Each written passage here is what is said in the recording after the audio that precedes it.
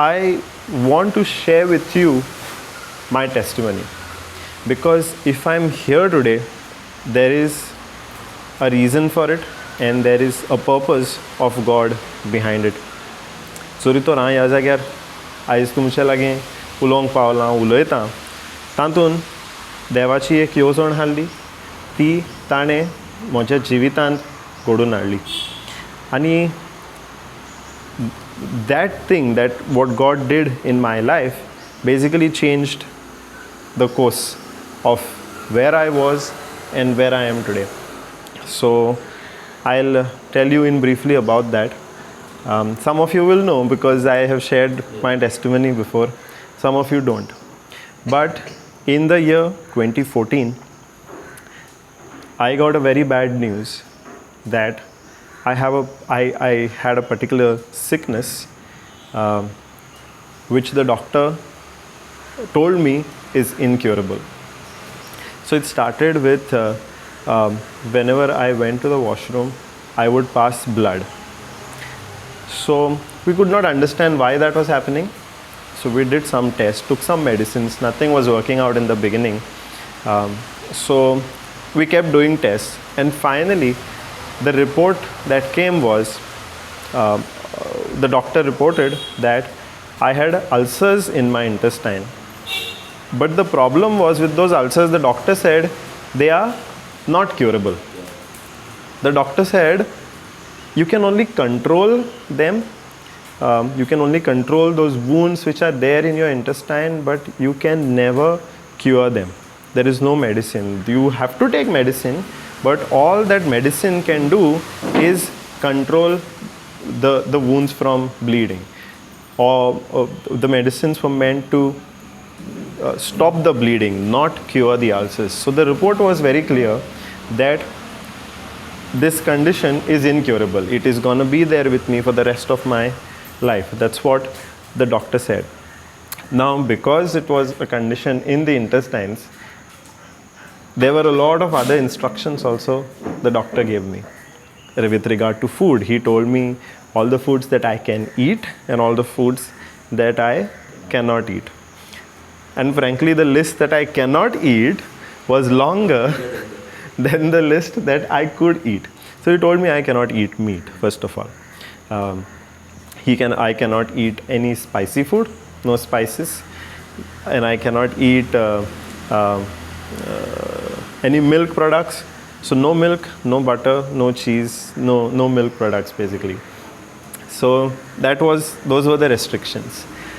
Now when I got that report, it was a very harsh thing in that situation. We were not understanding what to do, because this was soon after I finished college and I was preparing to go for my post-graduation outside of Goa.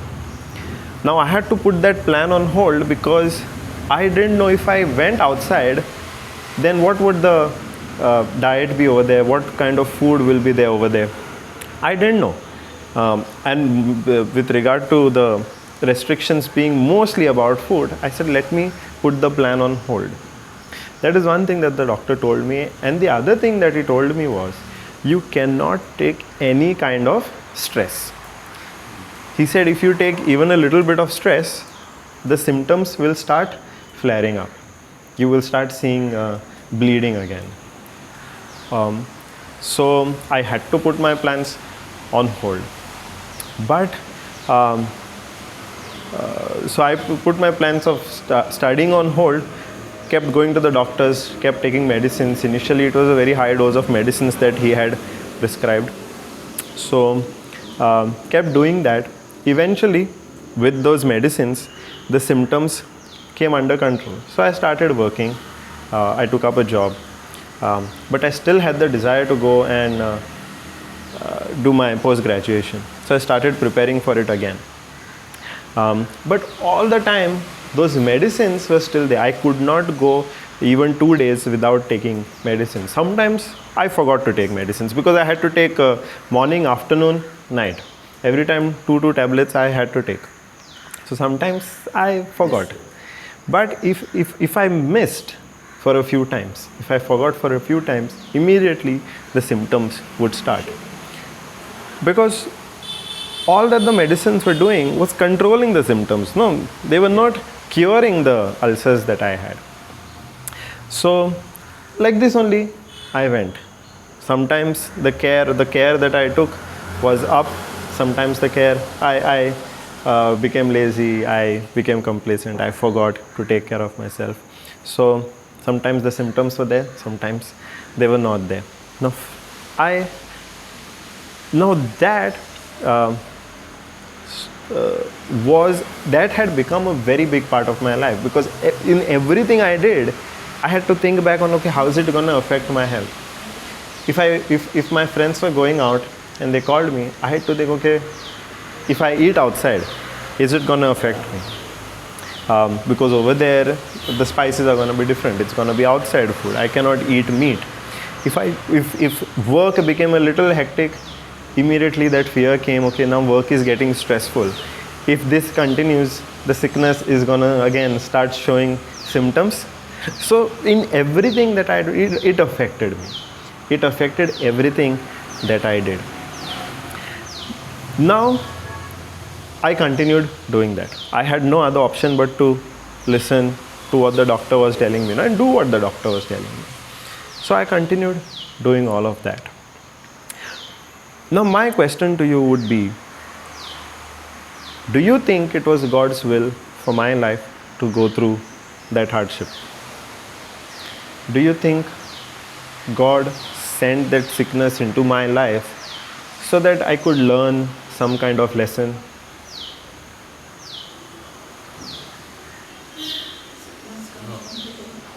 I see some heads nodding.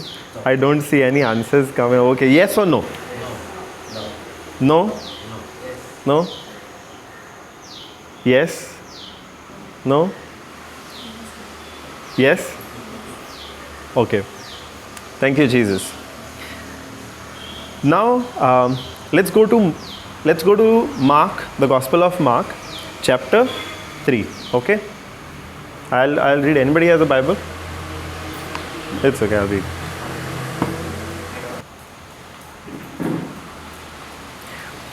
So in the Gospel of Mark, what I want to talk about over here is, so here I'll give you a little bit of background, okay, before I come to the scripture which I want to talk about.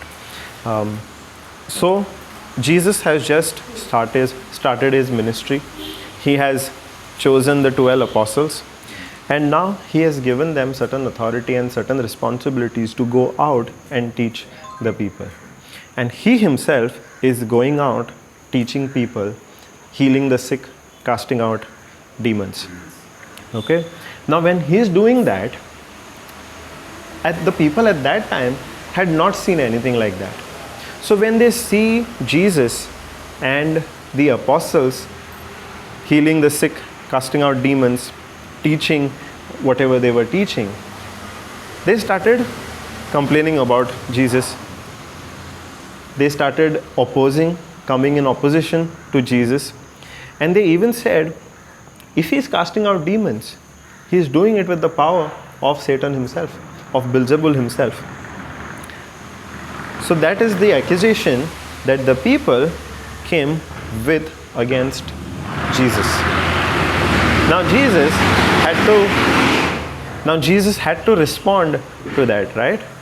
That is where I will read. So Jesus says in Mark chapter 3, verse 27. Verse 23. I'll read from verse 23, okay? So Jesus says, so he called to himself and spoke to them in parables. How can Satan drive out Satan? So what was Jesus doing? Casting out demons, healing the sick by preaching the gospel, by preaching the word of God. And what were the people saying? He is doing all this. He is casting out demons. He is healing the sick with the power of Satan himself. So Jesus says, how can Satan drive out Satan? So the evil spirits which the people at that time had, the sicknesses that they had, were they of God? Is Jesus saying they were of God? or they were of Satan.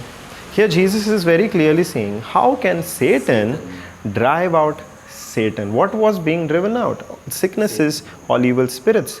So sicknesses and those evil spirits did not come from God. None of those came from God. They came from Satan as a result of man's sin and slavery to Satan. So sicknesses, the sickness in my life did not come from God. I don't know why it came exactly. Even the doctors were not able to tell me what caused that sickness. But if I have to reflect on my life before that, it was full of stress, full of unforgiveness, full of bad words. And as a result of that, I believe was that sickness. Because when we carry all that stress, when we carry all that unforgiveness in our body can't handle it. And then our body starts malfunctioning. Because our bodies are not created to carry all that negativity. But I was carrying it. And I believe that manifested in that sickness of mine. No, it did not come from God. Did stress, did unforgiveness, did hatred come from God? No. But I was carrying all of that which did not come from God. So it resulted in a sickness. So Jesus here is saying, how can Satan drive out Satan? If a kingdom is divided against itself, that kingdom cannot stand. And if a house is divided against itself, that house cannot stand. And if Satan has risen up against himself and is divided, he cannot stand. Now pay attention to this next scripture. Jesus says, but no one can go into a strong man's house and steal his property unless he first overpowers and ties up the strong man. And then he will ransack and rob his house. I'll read it again, okay? Because I want you to pay attention to this. Mark chapter 3, verse 27. Jesus is saying, no one can go into a strong man's house and steal his property unless he first overpowers and ties up the strong man.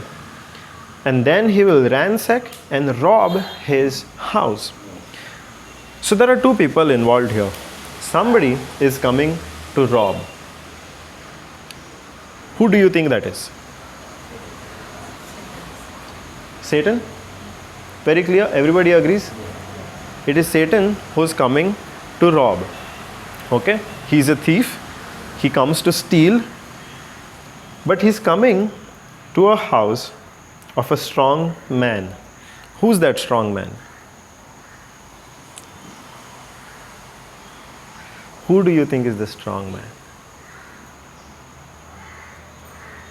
He says we. Who do you say is the strong man? Jesus. The one who has a strong faith. The strong man is nobody but you and me. It's us. It's not Jesus. Satan can never go and steal from Jesus. He does not go to steal something from Jesus. What he comes to steal is something that you and I have. He comes to our house, our bodies, our lives to steal things from us, to rob things from us. But there is, in this one verse, there is also a good news. Because Jesus calls us a strong man, and there is a reason behind that. But what is Jesus saying? No one can go into a strong man's house. That is, nobody can come into our houses and rob us unless they first overpower us and tie us up. Nobody can come into our house and rob things from us unless they first come and overpower us and tie us up. Now, in my case, that is the same thing that had happened. Satan came, the enemy came to steal my health. But if I had not allowed him inside first, allowed him to tie me with all the hatred that I was carrying, with all the unforgiveness that I was carrying, with all the stress and worry and anxiety that I was carrying, he would not have been able to tie me or to steal anything from me. He had to tie me first with all these things, the worries, the anxieties, the unforgiveness, the hurts, to be able to steal my health from me. Now, the problem is we allow Satan to do all these things. Not willingly, we are not giving an open invitation to Satan, come, tie me up and steal from us. We allow him because we don't know the power that is there in each and every one of us. We don't know our rights. We don't know our inheritance, what is rightfully ours. If every one of us have a property or have some kind of, okay, let's say you have a car, okay, you have purchased that car or it is gifted to you. That car is yours. You know it is yours. It is there in your possession. It is there outside in your parking slot or your garage. How many of you will allow somebody else to come in the night and take it away? No, right? Why? It's a car, right? It's there outside. Anybody can take it away. No? Why not? It's your car, right? It's your car. Nobody can take it away.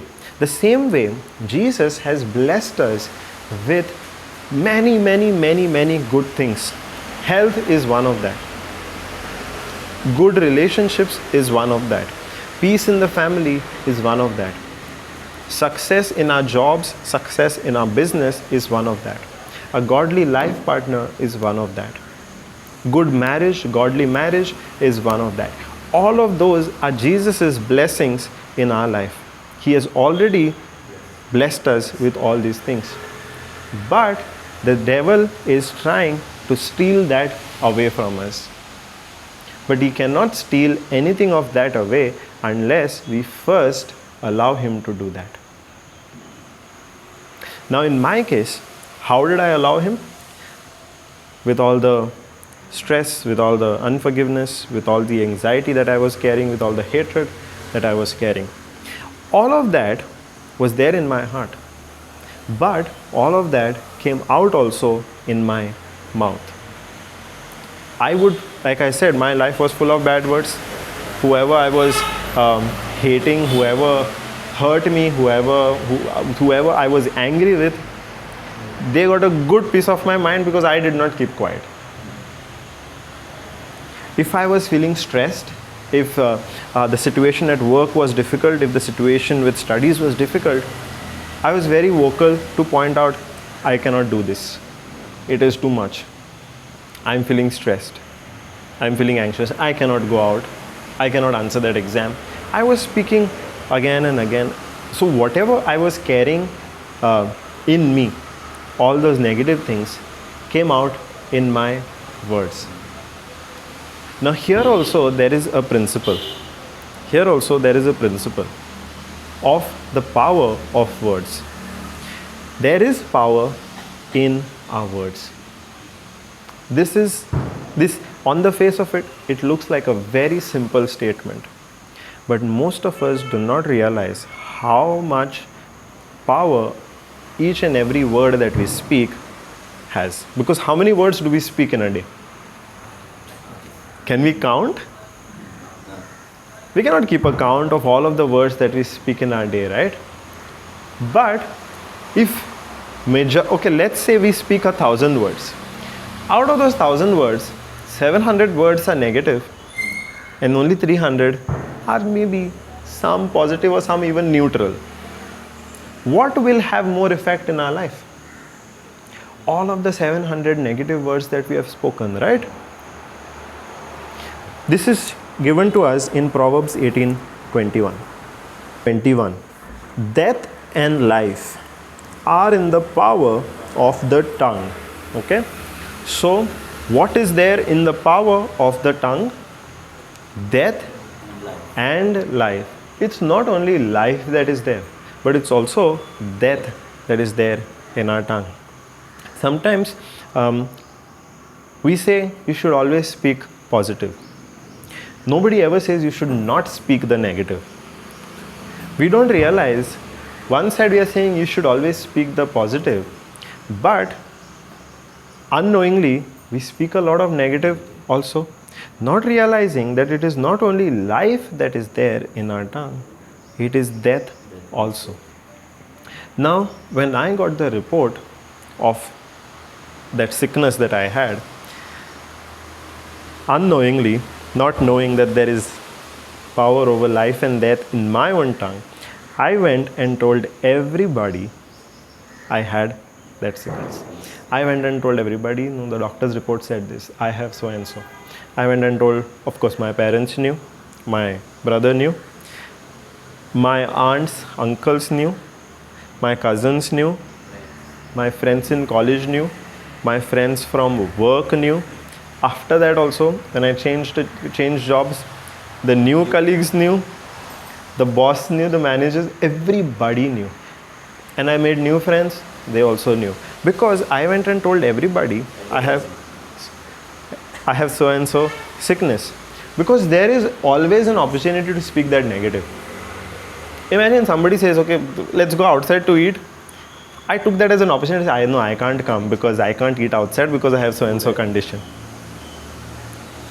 If the colleagues, we are working together and there is a tight deadline, there is a project to be delivered and we are working hard for it, I took that as an opportunity and told, yeah, this is getting very stressful, I cannot do this, I have to take care of my health because so and so is the case.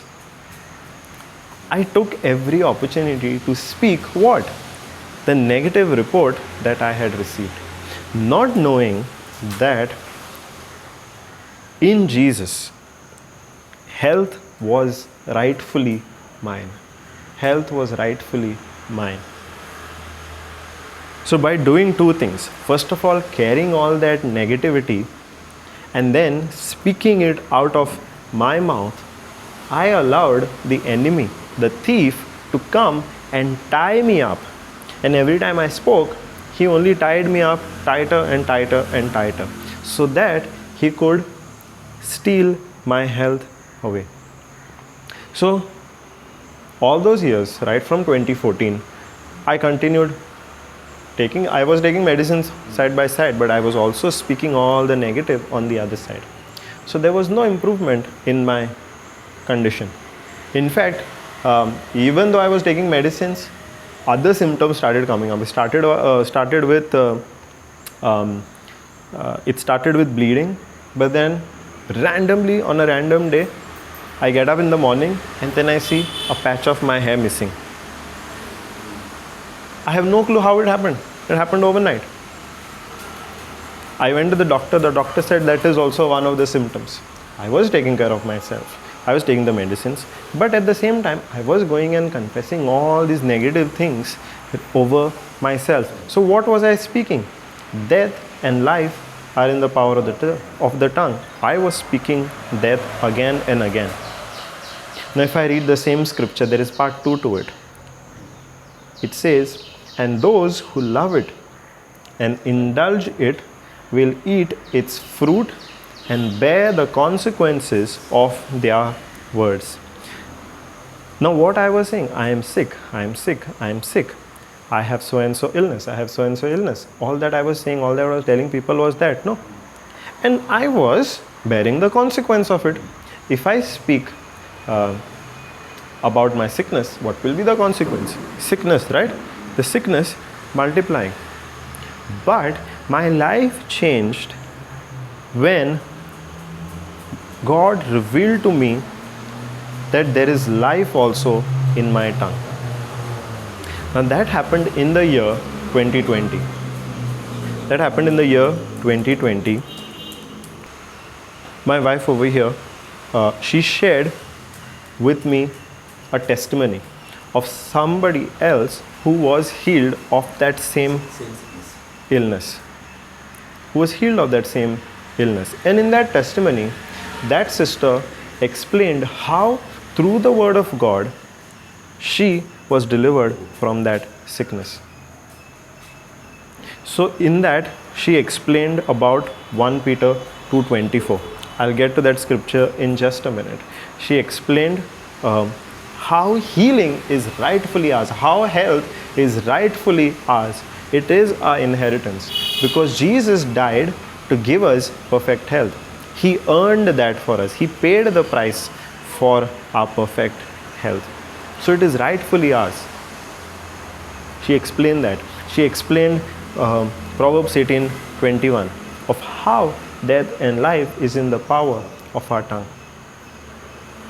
She explained how we have the authority. Jesus has given us the authority to speak to the sickness, to every problem of ours to be removed from our life, and that problem, that sickness, any kind of trouble in our life has to obey us.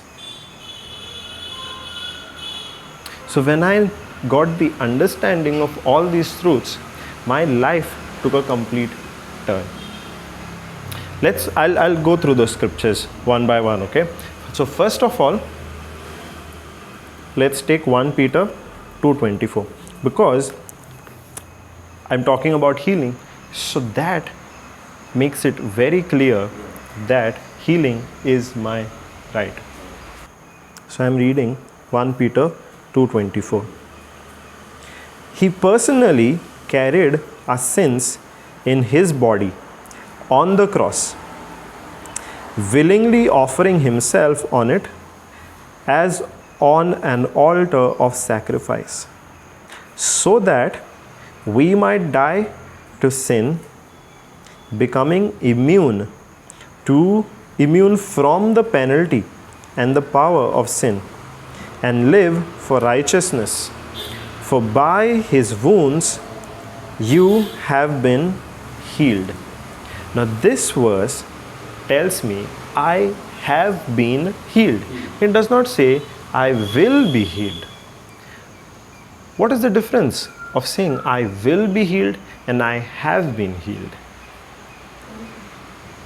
One is in the future. If the verse had to say, if the scripture had to say I will be healed, it would mean that it would happen sometime in the future. But the scripture does not say that. It says, by Jesus' wounds you have been healed. That means it's already done. Now why is it done is because what is sickness? A sickness is a consequence of all those negative things, all those evil things that we are carrying in our body and in our minds. A lot of times we cannot even pinpoint. But does that mean we won't have to face the consequence? No, right? If death and life, we read in the Proverbs 18:21, death and life is in the power of our tongues. And when we speak, we will bear the consequences of our words. Now, how many times we say, "Pahad padla mujhe." Something goes wrong, "Pahad padla." Kahin solana. A lot of times we say no. How many times we speak curses over ourselves? How many bad words over ourselves, over our family? Now, it's not just about speaking those bad words over ourselves. It's about bad words that maybe you speak over me, I speak over somebody else. We don't just say bad pahad padla mujhe, we say pahad podun tujhe. Aren't we cursing that other person? When we are cursing that other person, are we speaking life or death over that person? Even when we speak words to the other person, in those words also, there is that death and life. Now, I was speaking death over myself, but somebody else knowing about that same sickness, they also could be thinking, oh, Brendan has so and so sickness. He can't do this because he is not well. He is not keeping well. I'm also speaking death. They are also speaking death. What is going to multiply? The sickness. The consequences are definitely going to come. But 1 Peter 2:24 says, Jesus personally carried our sins so that we might become immune from the penalty of that sin, from the consequence of that sin. So when Jesus died for us, first of all, he forgave all sins of us, all wrongdoings of us, every single one. There is no sin that is remaining that Jesus has not yet forgiven. We cannot go to Jesus and say, this one is remaining, no? Please do that. Or these 5 are remaining, no? Please do that. There is not a single sin that Jesus has not forgiven. He has forgiven each and every sin of us. Now, if he has forgiven every sin of us, he has also freed us from the consequences of those sins, from the consequences of those wrongdoings. What was my sin? I was carrying unforgiveness, I was carrying hatred, I was carrying worry, and I was bearing the consequences of that. But now I came to know that when Jesus died from the cross, first of all, he forgave all of my sins. He forgave all of my wrongdoings. And he also freed me from the consequence. That means because he has freed me from the consequence, I now have been healed. Hallelujah. So Jesus freed me from the consequences of the sin, and based on that, 1 Peter 2:24 told me that I have been healed. Now at the same time, now death and life is in the power of the tongue. All this while I was speaking death. Now I had to make the choice of speaking life. So I started speaking, thank you Jesus, by your wounds I have been healed. Thank you Jesus, by your wounds I have been healed. Thank you Jesus, by your wounds I have been healed. Now when I changed my words, I was taking back the authority from the devil. Earlier, he had tied me up with all those negative things. Now, when I'm confessing the scripture which tells me that by the wounds of Jesus, I have been healed, I'm taking back the authority from him that I have willingly or unknowingly given to the enemy, to the thief. So when I started confessing that, I kept confessing it again and again, because first of all, I had to believe that I am forgiven, my sins are forgiven. Jesus has saved me from even the consequences of the sin, and then he has completely healed me. So I kept repeating it. That is one thing. So that was 1 Peter 2:24 combined with Proverbs 18:21. Now there was another one which tells us there is authority in our words. Let's go to Mark 11. Mark 11:23, Jesus says, I assure you and most solemnly say to you, whoever says to this mountain, be lifted up and thrown into the sea, and does not doubt in his heart, but believes that what he says is going to take place, it will be done for him. What it says? Whoever believes and speaks about the mountain to God and tells God to lift it up and throw it into the sea. Correct? No, I made a mistake. No, I didn't. Now I know who's listening and who's not. Jesus did not say whoever speaks about the mountain to God. Jesus said whoever says to this mountain. What was the mountain in my life? The sickness. Mountain is any problem in our life. Mountain is anything not from the kingdom of God that is there in our life. So Jesus says whoever speaks, whoever says to this mountain, be lifted up and thrown into the sea, and does not doubt in his heart that what he says is going to take place, it will be done for him. So when we speak to the mountain, telling it, there are two things. It's very easy to remember with these two things. When you are speaking to the mountain, you have to tell that mountain what to do and where to go. Two things, what to do and where to go. So here Jesus says, what to do, be lifted up, and where to go, be thrown into the sea. So when we do that, when we speak to the mountain, we believe that what we say is going to take place. Because why? Because there is power in our words. There is power in our words. There is power in our words, and there is also a God-given authority to each of us right now to speak to that mountain. There are two things. Power is one thing, authority is another thing. If you have power, but you don't have the authority to exercise it, what good is that power? Right? When you are given power, you also are given the authority. That means you can exercise that power.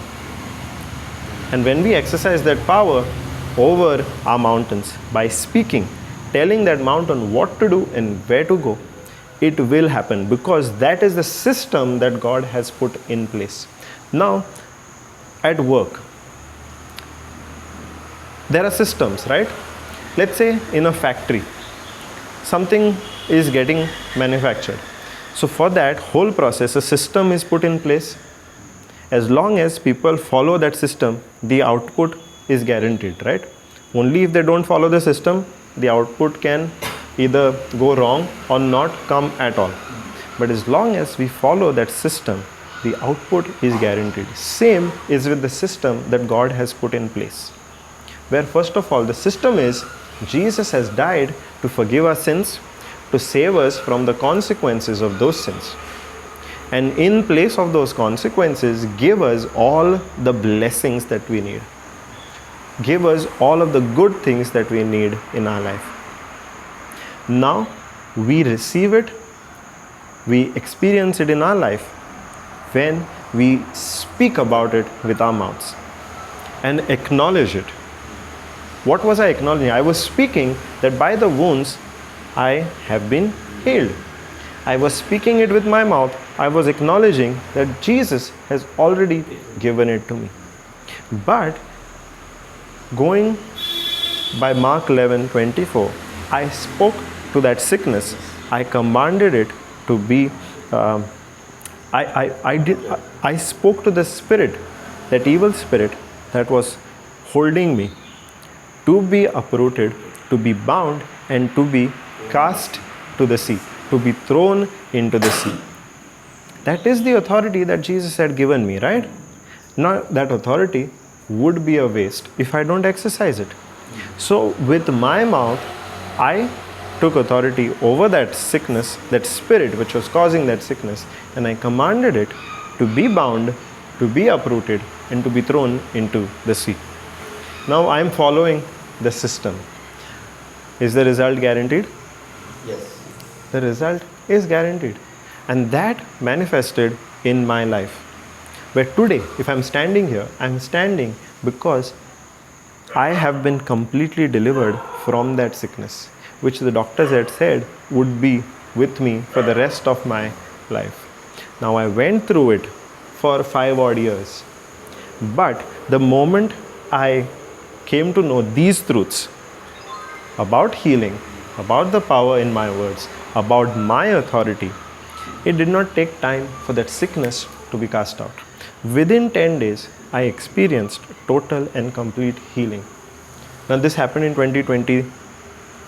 This is 2023. It's been 3 years. I have not seen the symptoms come back, because that sickness and that spirit that caused it has been completely cast out. Thank you, Jesus. Praise you, Jesus.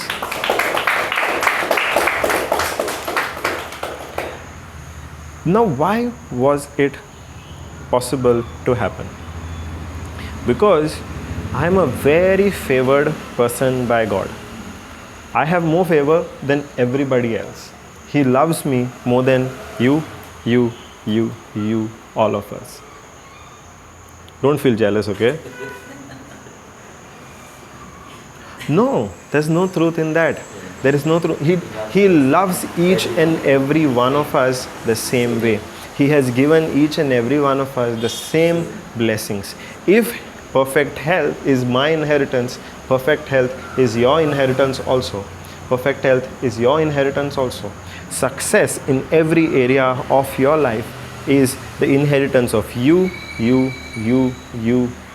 me, each and every one of us. Jesus has not given some blessings, more blessings to brother, fewer blessings to you. No, blessings are given abundantly to each and every one of us. But to see that output, we have to follow that system, right? Some people experience more blessings, some people experience fewer blessings. That does not mean in their account there are more blessings and less blessings. No. Some people are able to experience those more blessings because they are following that system in all area of their life. I had to make changes in all those areas, right? Now, if I was believing that I am already healed, but I'm still holding on to all those things that I was carrying earlier, that hatred, that worry, that anxiety, that unforgiveness, all that I was carrying, can I still carry that also? But at the same time say, Jesus has healed me. He has freed me. He has forgiven my sins and He has freed me from the consequences of those sins. But I'm still carrying those with me. Is my healing gonna manifest? No. So before my healing manifested also, I had to make the decision of changing, of letting go of all those things that I was carrying.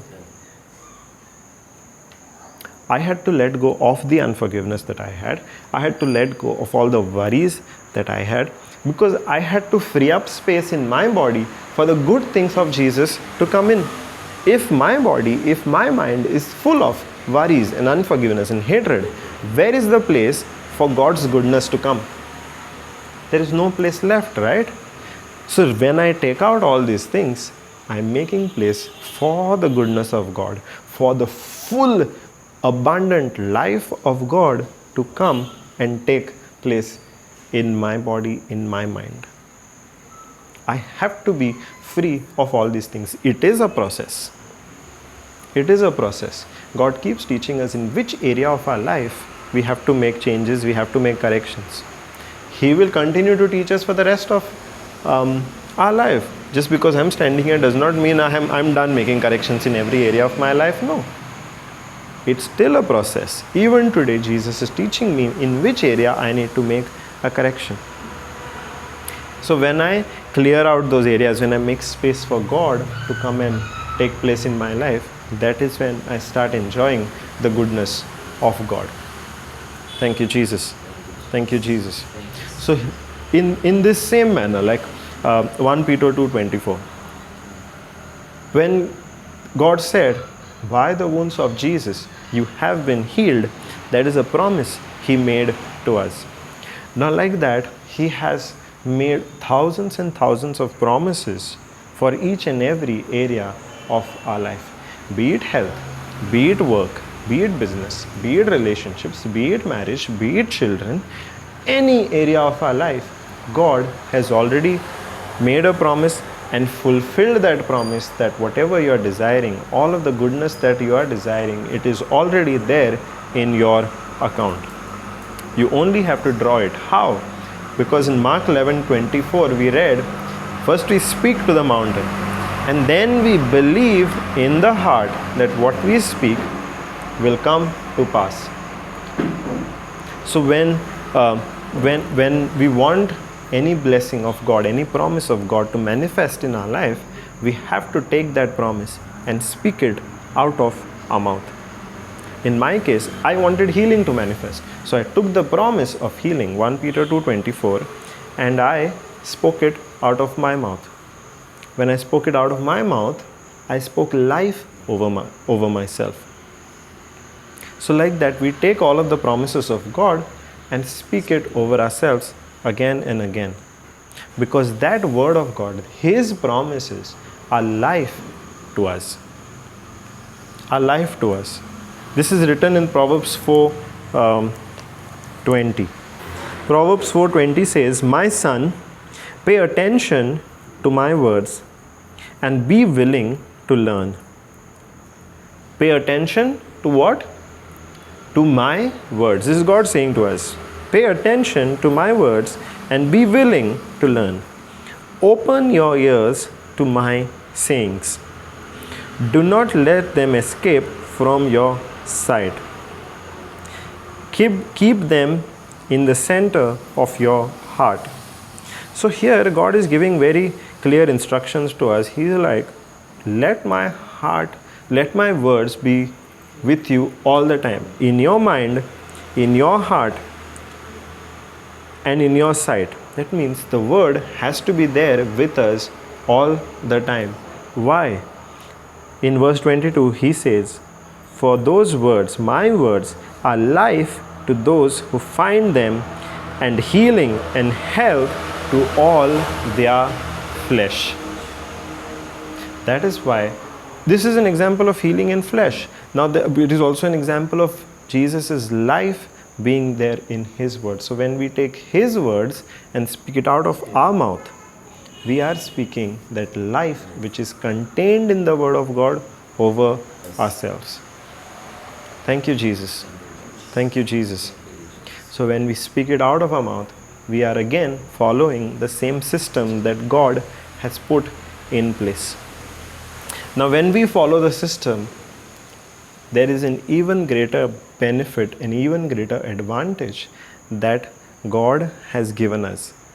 Jesus said, "It is to your advantage that I go back to the Father, because only when I go back to the Father, when I leave earth, can the Holy Spirit come." Now Jesus was there only in one place, right? He could be there only in one place. But the Holy Spirit now is in each and every one of us. That is why Jesus said it is an advantage that He goes back to the Father so that the Holy Spirit can come. Now, some of you are over here who have the Holy Spirit and who do not have the Holy Spirit. All those who have the Holy Spirit, raise your hands. Only two? The others don't. You don't? Each and every one of us have the Holy Spirit. We did not have to earn Him. We received the Holy Spirit the day we were baptized. We received the Holy Spirit. Now nobody can say we don't have the Holy Spirit. It's a different thing that sometimes we don't know first of all that we have the Holy Spirit. Or we even ignore Him. We might be aware that through baptism we have received the Holy Spirit, but we live a life as if He does not exist. But each and every one of us have the Holy Spirit in us. Now when we take the word of God, speak it out of our mouth, that is when the Holy Spirit takes that word and gets into action. Gets into action to bring to pass that which we are speaking. He is also following the same system. His job is also set. Even in the beginning, Holy Spirit was hovering over the earth. But He did not do anything on the earth unless God spoke the word. Only when God said, "Let there be light," the Holy Spirit took that word and then brought about whatever God spoke. So you and I, we might be having the Holy Spirit, but if we are only speaking the negative and death over our life, can the Holy Spirit create anything? The Holy Spirit in us is waiting for us to take the word of God and speak it out of our mouth so that He can bring to pass what we are speaking. We have to supply the Holy Spirit with that substance of our faith-filled words, of our words which are speaking the word of God. That is why in terms of healing, in Romans 8:11, we read that in Romans 8:11 it says, "And if the Spirit of Him who raised Jesus from the dead lives in you, He who raised Christ Jesus from the dead will also give life to your mortal bodies through His Spirit who lives in you. If the Spirit of Him, the Spirit of God who raised Jesus from the dead lives in you, He who raised Christ from the dead, who? Jesus, God. He who raised Christ from the dead will also give life to your mortal bodies, these physical bodies that we have. Through whom? Through the Holy Spirit who lives in you. But without our words, the Holy Spirit cannot do anything. He needs our words to get into action. Hallelujah. Thank you, Jesus. So, there is a thief who wants to steal all the blessings that Jesus has already put into our account.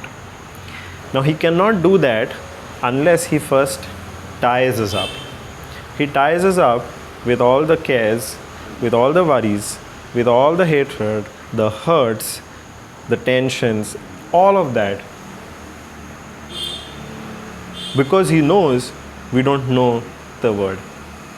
We don't know our authority. He's able to steal those blessings because he knows we don't know the authority that we have. We don't know the inheritance that we have. He was able to steal my health because I did not know that health is my rightful inheritance. But when we come to know this truth of all of our inheritance in Jesus Christ, and we take back our authority through our words, then the enemy cannot steal from us. He might try. Sometimes when our faith wavers, he might succeed. But at the same time, we have to keep exercising our authority. How? We don't exercise our authority with a gun. We don't exercise our authority with a lathi. We exercise our authority with our words. Because death and life, both are in the power of our tongue. Not in my tongue, not more in my tongue, less in yours. All of us. All of the blessings are the same in your account, my account, everybody's account. It is about how much we know we have in our account. If we don't know about healing in our account, we will never experience healing in our account. If we don't know that in our account, God has already put success in our business, we will not draw it from that account. So we have to know what our inheritance in Jesus Christ is. And then, based on that, once we know our inheritance, then we do not allow the thief to steal it from us. We exercise our authority by commanding that spirit which is coming with any problem in our life, with any sickness in our life, with any strife and bitterness in our families, in our marriages, between our children and us, the enemy, however that he might try to attack us, we have the authority to command that spirit to be bound, to be uprooted from our lives, and to be thrown into the sea. And the spirit obeys us. Why does the spirit obey us? Because each of us have the Holy Spirit in us. He obeys us because we have the Holy Spirit in us. Hallelujah. Thank you, Jesus.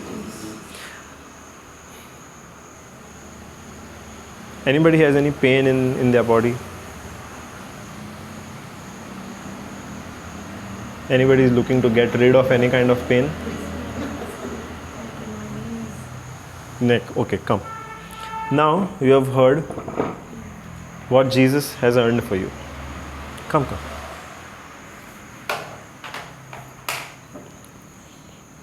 Okay, now you have heard what Jesus has earned for you. 1 Peter 2:24. By the wounds of Jesus, you will be healed. By the wounds of Jesus, you have been healed. Okay, that is your inheritance right now. But the devil is trying to come and steal that from you. So what are you going to do?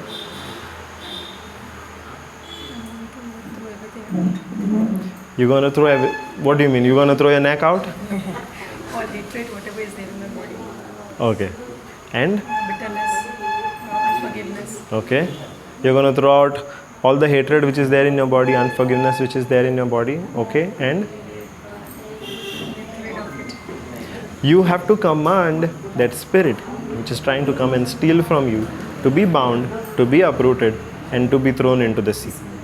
You have to exercise that authority against the spirit that is coming against you. When you do that, the Holy Spirit gets the substance to move in you, within you, and to remove all that which is not of the kingdom of God. Yeah? So, do you still have pain in your neck? No? It's gone? Sorry? You don't feel it? What were you not able to? Because of that pain earlier, what was? You are having it. But, okay, now no. Now you're completely healed. So, are you able to move your neck freely? Is it hurting? No? No sign of it? Praise God. Thank you, Jesus. So, are you healed? Yes, by the wounds of Jesus I am healed. By the wounds of Jesus, you are healed. Thank you. We didn't even have to make a prayer. She took the word, she confessed it with her mouth, and she believed that she's already healed. That is what it takes. Now, in my case also, when I gave my testimony for the very first time, Brother Johnson asked me, anybody laid hands on you? I said no. Because the laying of hands, somebody praying on you, is not needed when we understand the word of God. There is power, there is benefit in laying of hands. I'm not saying that. But when we understand the truth, when we understand the scripture, when we understand our inheritance, then we don't need anybody to pray for us, anybody to lay hands on us. Hallelujah. Thank you, Jesus. The one part that I want to highlight about my testimony is that along with getting an understanding of the word, I also activated the gift of tongues. Now, how many of you have the gift of tongues? 1, 2.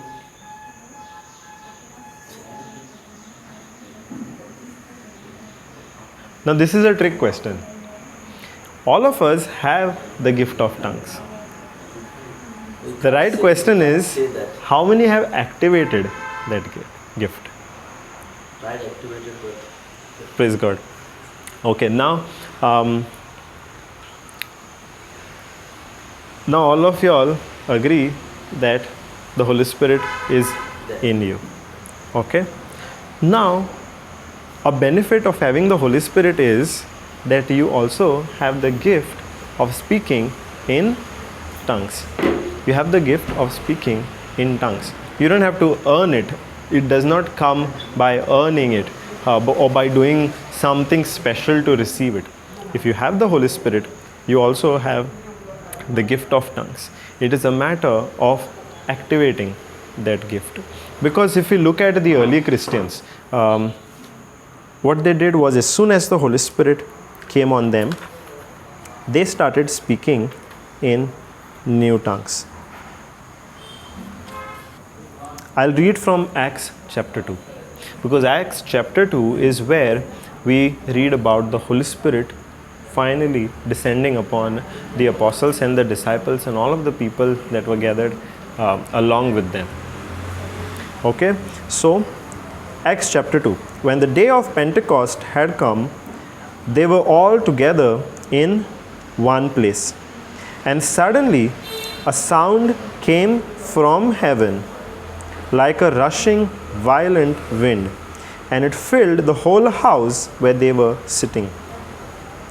There appeared to them tongues resembling fire, which were being distributed, and they rested on each of them as each person received the Holy Spirit.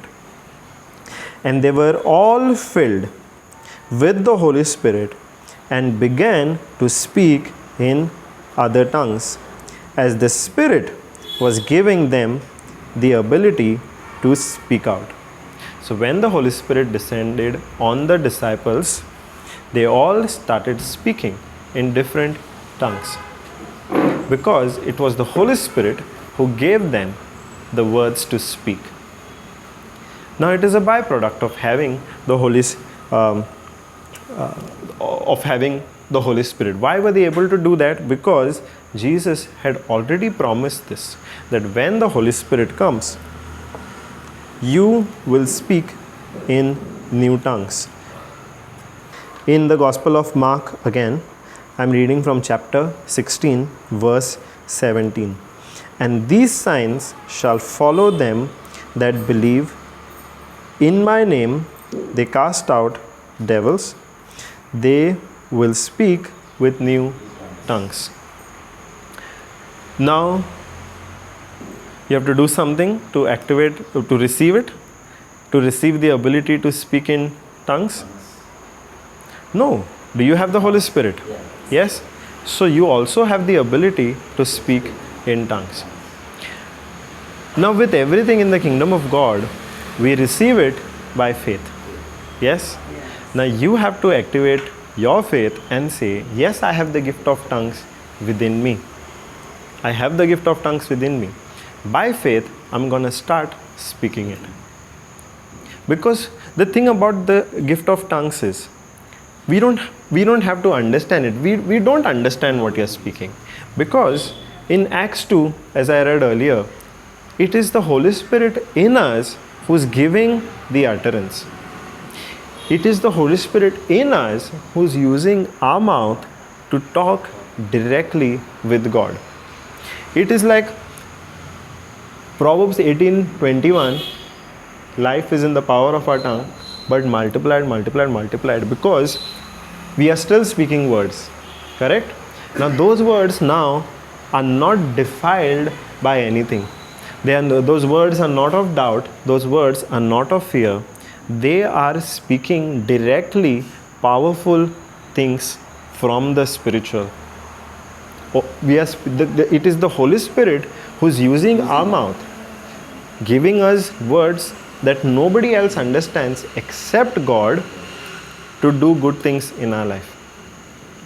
To do good things in our life. So when we are speaking in tongues, it is a prayer, but a completely pure prayer, because there is no there is no hindrance, or there is no filter between what we are speaking and what God is hearing. It's a direct communication with God, to the point where the devil also does not understand what we are saying. And that is the biggest advantage. If he does not understand, he cannot take those words and bring to pass something negative, because he does not even understand. When we speak death, just as when we speak life, the Holy Spirit takes those words of life and brings it to pass. When we speak death, there are evil spirits also that take our words and bring those evil things to pass in our life. But now when we pray in tongues, we are making a completely pure prayer directly with God, which the devil does not understand. So the words that we speak in tongues, we might not understand it, but the Holy Spirit still is receiving that substance to bring good things in our life, and the devil is paralyzed because he is not understanding what we are speaking. Now that gift is in each and every one of us. Now we activate it by believing, first of all, that we already have that gift. Now how many of y'all, when y'all were born, y'all were already 10 years old and knew how to speak? Nobody. Thank you, Jesus. Now none of us, when we were born, immediately the very next day we started speaking, no? Yeah? How did you start speaking? Once you grew a little older, a few months to up to 1 year, yes. But did he start speaking on his own, or were you saying "Ale Raja"? Nice, Baba. Say dada, say dada. No? Yeah, we are saying that. You saying that, right? Say, what were his first words? Dada. Dada, no? So you would have said, say dada, say dada. Yes. So did he know the meaning of dada? No. He only repeated what you were asking him to say. Who was giving him the word? You were giving him the word. Yes? And he was only repeating that word. All of us started speaking that way, no? Most of the first words of most of us will be either mama or dada or something related like that. Because when we start speaking, when we are learning to speak, we learn to speak by imitating somebody else, mostly the parents. Yes? So when we are speaking in tongues, if you are not getting the words, you imitate somebody else.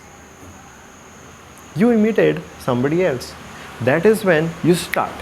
Now when he started speaking by imitating you, did he remain there only? No. Till today he's only saying dada dada, that's the only thing he's saying? No, right? He learned new words. As he grew older and older, as he grew mature and mature, he learned more words. When we start speaking in tongues, when we take that step of faith and we start speaking 1 or 2 words, the Holy Spirit will give us more and more words. And we keep growing that way. So to start is where we need our faith. We have to take that step of faith and activate it. Now we'll hear other people speaking in tongues around us. By faith, we start by imitating that. I started by imitating somebody who already had the gift of tongues. I got the understanding that the gift is already there in me. I have to activate it. Because then the prayer, the praying in tongues, that prayer with God becomes absolutely pure. Absolutely pure. And when I received the gift of tongues, I could not stop praying in tongues. I prayed in tongues for hours altogether. And in whatever I was doing, the good thing about tongues is, first of all, we don't have to make sense of what we are speaking. So our mind is free. We can do anything we want. Or we can pray in tongues regardless of what we are doing. Whether we are driving, whether we are cooking, whether we are writing, whether we are watching TV. Anytime we can continue praying in tongues. Because our mind does not have to process what we are saying. The mind is free to do whatever it wants. It is a language that when we are praying in tongues, it is a language. We have to understand that it is a language between us, our spirit, and the Father. It is a love language between us and the Father. Now you and your son have a love language. When he was small, when you spoke to him, did he understand all your words? No, right? When he spoke also, you would not have understood. Because that's what happens when children, they speak all new words which you have never heard. You understood what he wanted, what he was saying. Yes, that is the kind of relationship that is there between the Father, the Heavenly Father, God the Father, and us. And tongues is that love language between us. Now, like I said, it could be just 2 words. It could be 3 words. It does not. Somebody else will speak many words. Somebody else will speak many words. But we can't copy that. You can copy. Why not? You can copy. If your wife has the gift of tongues, you can copy the words. She says, no, don't say. It has to come out. I said, not coming. No. That is a misconception that we have, that it has to come out. That it has to come out. You have the gift. Will you say, let the gift unwrap itself? No. No, right? Somebody has given you a gift for your birthday. When is your birthday? Okay, don't tell me your birthday.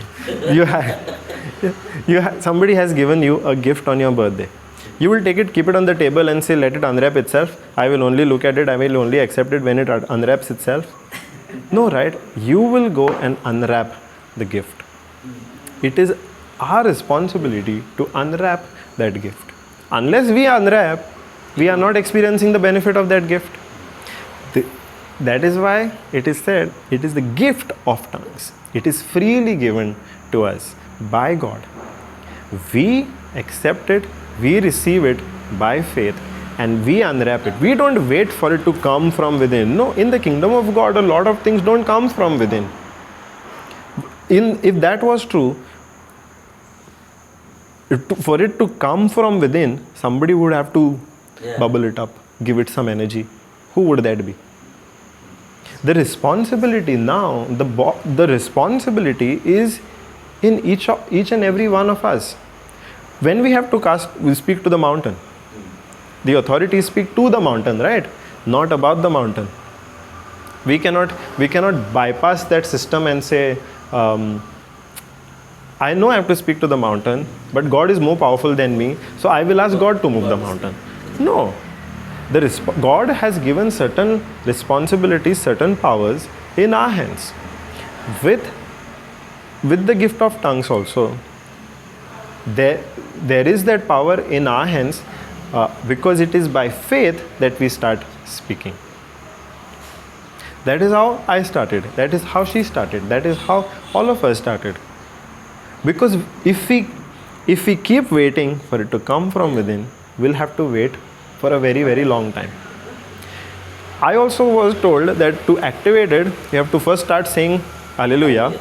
You keep saying hallelujah, hallelujah, and when you keep saying hallelujah, those words will turn into tongues. Same thing was happening with me also.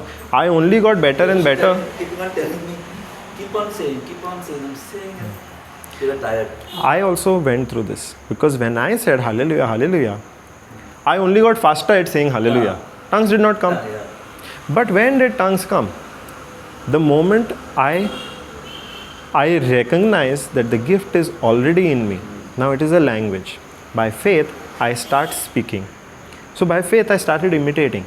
Now today, his words and my words are not the same. In the beginning, a few words matched. But today, his words, my words, when we pray in tongues, they're not the same. I took help. Just the way your son took a little bit of help from you to speak his first words. We take help of the people around us when we start. But then the Holy Spirit who's in us will keep developing that language. Because ultimately it is Him, the Holy Spirit, talking to God the Father on our behalf. So we have to take that first step of faith and imitate. If we need it, imitate. Sometimes some people don't have to imitate. They will immediately start speaking. Yes, but that also, they know what the gift of tongues is. They know how it sounds. So they are able to speak on their own. Here, you can take that step of faith and imitate somebody and start speaking in tongues. Keep going. Okay? Sister? Yeah, I'll give you support. Okay? Yeah, you be loud. I'll be a little softer. Yeah, speak. Shisha shasha ra ra ta ta ta ra ra ra ma ma ma ma. Kese si sana shishi shisha ra ra ra ra ma ma. Kadara na ma na ma na ma na ma. Kasi si sana na na na shishi shishi shisha. Tira la ra ta na na na ka ma ma ma na na. Kana na na na na na. Kaba pa pa ra ra. Shishi shishi ra ra na na na. Kasa sa sa sa sa sa sa si ra ra ra. Shinkara na na na na na na ra la ra pa pa. Kesa sa sa na shi shi shi sha ra la ra ma. Kaba manda ra ra ra ra. Sha shi shi ra ra ra ra. Na na na na na ra la ra ba. Kaba pa pa pa pa. Don't stop yourself from saying the words that you are getting. Shi shi shi shi shi ra ra ra na na. Sema manama, kababa li ri ri nana, kasa sa sa sa sa sa, shama mama na mara la ra ra pa ka pa pa, koshera na na na na na na na, kasi si sana, kadara ra la ra mama mama shi shi shi shi, shi shi shi shi shi shi, kala la ra mama mama, asha ra la ra ra ra, shi shi shi. If you are getting new words, speak those words by faith. Don't stop yourself. Shi shi shi shi shi ra ra ra ra ra na. Kabara na na ma ma ma ma. Kara la ra ra ra ra. Keshera na na na na. Karara la baba mama ma. Kadara na ma she she shirada. Kabamana manda mana mararara. Kamana mana manda. Amama mama mama. Ananana. Kashishira la la na na na na na. Tadana mama mama ma. Koshera ra ra ra ra ra. Sera na na na na na. Karara ra ra na. Kama mama manda papa papa bara ra ra ra. Keshera na na na na na na ra la ra ga. Kama mama mama mama papa ra ra ra na na. Kese se sa na she she shara la. Para na na na kara da si sa na na na she she she sha. Para la ra.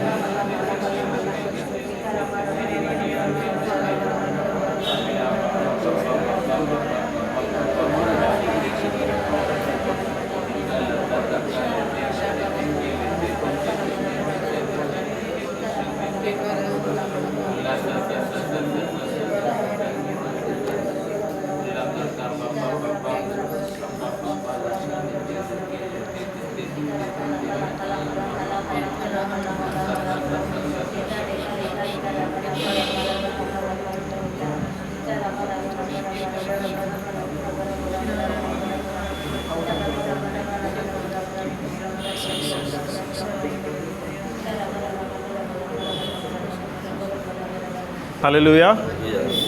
Thank you, Jesus. So how many of you activated the gift of tongues?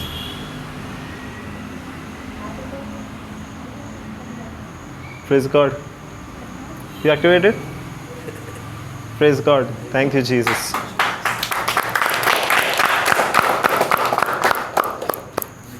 So now you have unwrapped the gift. Now we don't unwrap a gift and then keep it aside, right? We use it every day. You have to use it every day, because when you speak to her, when you're speaking to your children, when you are speaking to your family, you don't speak to them just once a week, twice a week, and then there is no sign of speaking, right? The same is with God. You have unwrapped a gift that He has blessed you with. So we use it every day. Because if we read 1 Corinthians 14 chapter 2, it says, "For the one who speaks in an unknown tongue does not speak to people but to God. For no one understands him or catches his meaning, but by the Spirit he speaks mysteries." By the Spirit he speaks mysteries, secret truths, and hidden things. Because we might be unaware, we might not understand, but it is the Holy Spirit who knows. He knows even what is going to happen in our life 50 years ahead. And He will intercede for all of those things when we speak in tongues, touching each and every area of our life. So we speak, we exercise this gift every day. Thank you, Jesus. Hallelujah. Hallelujah. Thank you, Jesus.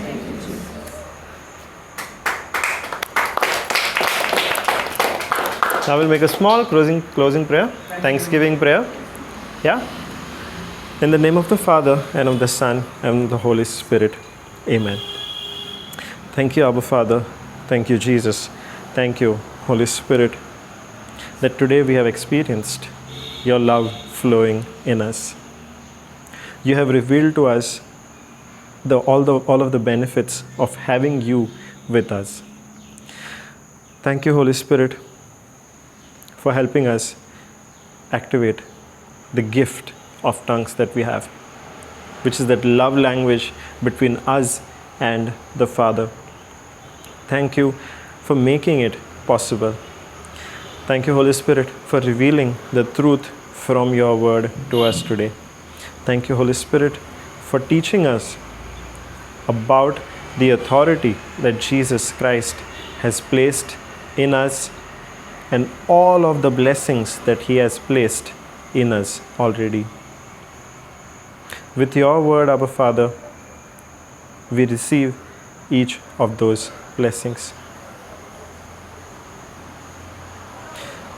By faith, we declare that all of the goodness of Jesus Christ is active in our life through the knowledge of you, through the knowledge of your word. Thank you for walking with us every day. Thank you for helping us learn from you every day. Thank you for drawing us close to you every day. I make this prayer in the name of Jesus Christ our Lord. Amen. Hallelujah.